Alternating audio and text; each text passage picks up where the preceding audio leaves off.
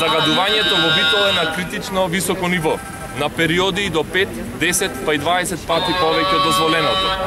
Тоа го покажува мерната станица Битола 1, која се наоѓа на периферијата на градот и работи од време на време.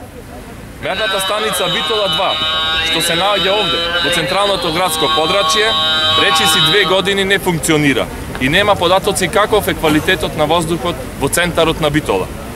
Застрашувачки е податокот дека точно пред 2 години, на 4 јануари 2012 година, загадувањето било 20 пати повеќе од дозволеното.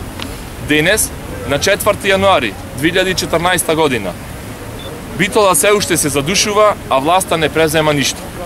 СДСМ и коалицијата бараат конкретен одговор од власта. Каков воздух дишат битолчани? Кои се загадувачите на амбиентниот воздух во Битола? Ги повикуваме најодговорните од власта.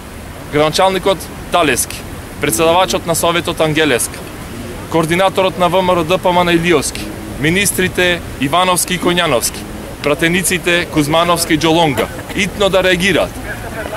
Прво, да побараат од Министерството за животна средина и просторно планирање, веднаш да ја стават во функција мерната станица Битола 2, лоцирана во централното градско подрачје. Второ, да побараат од Министерството за здравство, веднаш да достави мобилна мерна станица за граѓаните да имаат достапни и точни податоци за квалитетот на воздухот во центарот на градот. И трето, да се лоцираат и јавно да се објават најголемите загадувачи на амбиентниот воздух во Битола и веднаш да им биде наложено да преземат соодветни мерки со што ќе намалат загадувањето. Советничката група на СДСМ и коалицијата и пратениците од опозицијата во собранието повеќе пати побараа конкретни чекори за надминување на алармантната состојба со загадувањето, што штетно се одразува на граѓаните. Но досега соодветни активности во ова насока нема.